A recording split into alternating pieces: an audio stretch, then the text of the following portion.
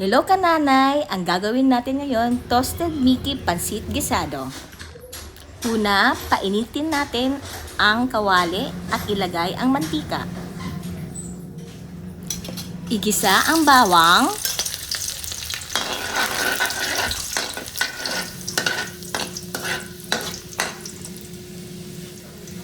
Isusunod natin igisa ang sibuyas. After natin masutay ang sibuyas at bawang, ang isusunod natin ang chorizo. Ang purpose ng paglagay ng chorizo, pampabango sa pansit.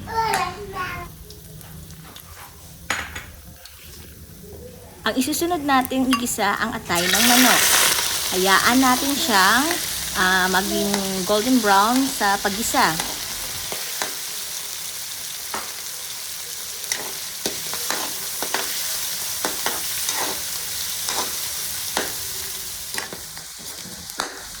Tingnan nyo nanay habang ginigisa natin, lumalabas ang katas ng mga sangkap. Ang isusunod natin ang leftover na adobong manok. Idadagdag natin ito para maging sahog siya sa pansit, pang padagdag lasa rin.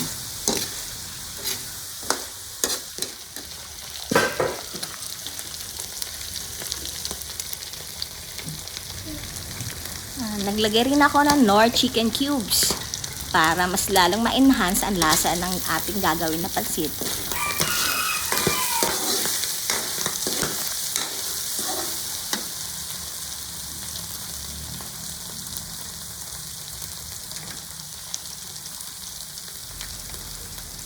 Ang isusunod natin ilagay ang soy sauce.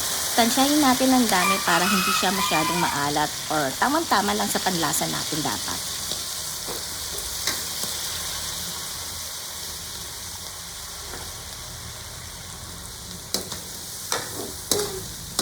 Hayaan natin manuot ang soy sauce sa mga sangkap.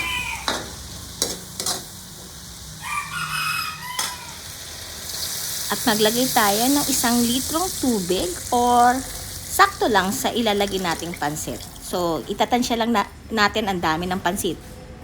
Maglagay din tayo na durog na paminta. Hayaan natin pakuluin ang mga sangkap. Ilalagay na natin ang toasted Mickey. Ito ang pinili ko, ang toasted Mickey. Gawang tabako.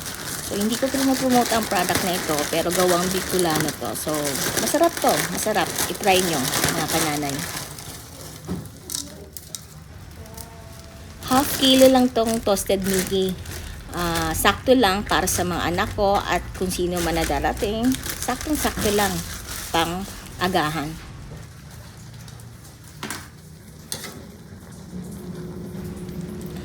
Alam mo ba kananay, mas matagal ito lutuin sa ordinaryong pansit ba to, itong toasted Mickey. So, maghihintay tayo ng mga ilang minuto para lumambot siya. So, hayaan lang natin siyang pakuluin hanggang sa lumambot. Siguro mga 5 to 10 minutes. Aking titikman na ang lasa kung sakto lang. Tama lang sa panlasa ko. Nilagay ko na ang pechay. Yun lang ang gulay na ilalagay ko, pechay. Kasi yun lang ang available dito sa kitchen natin. No?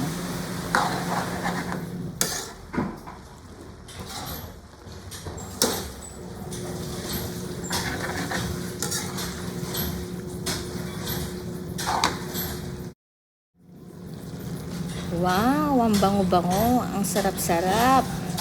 Tamang-tama na ito sa mga kids ko. Linagyan ko rin ng sesame oil.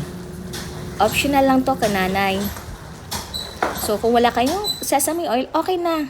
And then, hinaluan ko rin siya ng dahon ng sibuyas. Pampabango. Ito na pala ang final output, kananay. Enjoy na enjoy ang mga kids, oh. Salamat pala, Justin, sa pag-assist sa akin sa pag-video. Thank you.